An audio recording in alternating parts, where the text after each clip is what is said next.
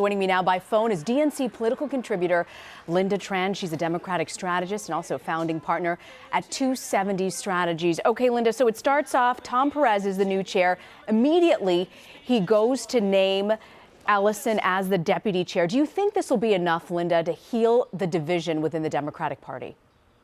Well, I'm not sure what the future is going to hold, but I will say that I thought that was an incredibly classy move that really kind of signaled that he really means it when he says he wants to unite the party and he wants to bring all the various branches under the big tent together to move forward and start organizing and rebuilding in the states, which he spent a good deal of his speech discussing.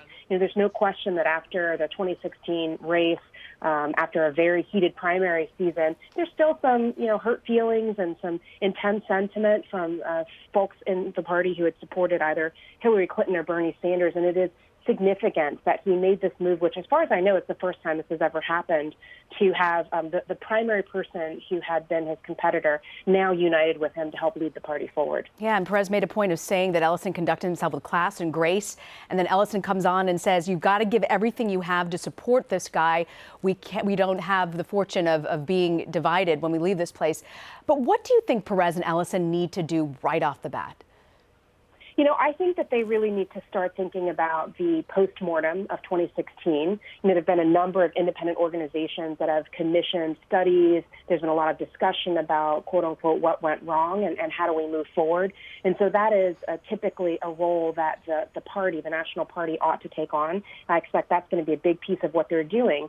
But beyond that, there's broad consensus that one of the biggest challenges for Democrats, for liberals and progressives across the movement moving forward is within the states, and specifically making sure that there are strong Democrats who are filling offices in the state legislature level, at the governor's offices, and that's what's going to ultimately end up helping Democrats win in the future. So I expect that's going to be a huge focus for them strategically and also operationally. Yeah, 2018 is not that far off. I'm wondering, though, Lynda, if the biggest losers in this are possibly Senator Bernie Sanders and Elizabeth Warren. Both of them publicly backed Keith Ellison.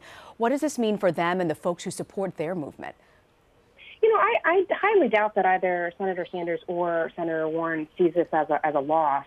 I'm sure that both of them have good relationships with Tom Perez as well. And, at the end of the day, the person that they backed is going to have a meaningful voice helping to lead the party, and they've got to feel good about that. And I should say that Senator Sanders has come out on Twitter congratulating Perez in his big win, and he said he looks forward to working with him. Perez spoke about organizing at every level, and, Trump won with a much smaller team, less funds. How does the DNC address that moving forward, Lynda, especially coming to 2018? Well, I think that, anytime you win, it doesn't mean you did everything right. And anytime you lose, it doesn't mean that you did everything wrong. And I think it would be a great mistake for the Democratic Party to somehow assess 2016 as a reason to walk away from organizing. And if, we're supposed to take anything from the remarks that Tom Perez just delivered, it's clear that he plans to double down on that. That means, making sure that you're building infrastructure and capacity within communities. But it also means that, they're going to want to focus on organizing within local communities. They're going to want to focus on building at the state level, in addition to the work that's done, every 4 years around a presidential cycle. I want to ask you about the optics of something. At the beginning of this voting process, they were supposed to use electronic voting system. The Wi-Fi signal wasn't good, so then we see them shuffling papers and doing this paper balloting. What's going on with the technology over there? So I wasn't there in the room today. So I have no idea how thick those walls are or what the Wi-Fi issues might have been. But, the good news is they were ready with a backup plan. And at the end of the day, they were able to tally and end up with the results to their votes. So it's all good news across the board as far as I'm concerned. Apparently, outgoing Chair Donna Brazil is saying to the folks, we need our 8 clickers back that are missing. We have your names attached to them. So she's going to be hunting them down. Lynda Tran, we really appreciate you joining us. Thanks, Rena. I appreciate it. You bet. Thanks, Lynda.